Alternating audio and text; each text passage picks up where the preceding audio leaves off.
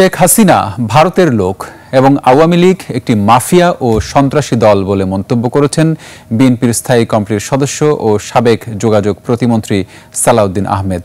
বিকেলে কক্সবাজারের চকরিয়া সরকারি কলেজ মাঠে আয়োজিত উপজেলা বিএনপির দ্বিবার্ষিক সম্মেলন ও কাউন্সিল উপলক্ষে আয়োজিত জনসভায় এসব কথা বলেন তিনি।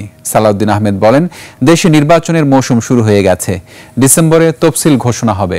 শেখ হাসিনা বা আওয়ামী লীগ এদেশের রাজনীতি বা এদেশের কেউ নয়, সেটা তারাই প্রমাণ করেছে বলেও মন্তব্য করেন তিনি।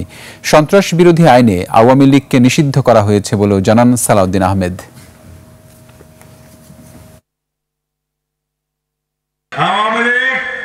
নিজে প্রমাণ করেছে তারা এই দেশের কোন রাজনৈতিক দল ছিল না, তারা অন্য একটি দেশের একটি রাজনৈতিক দলের অঙ্গ সংগঠন ছিল বাংলাদেশে।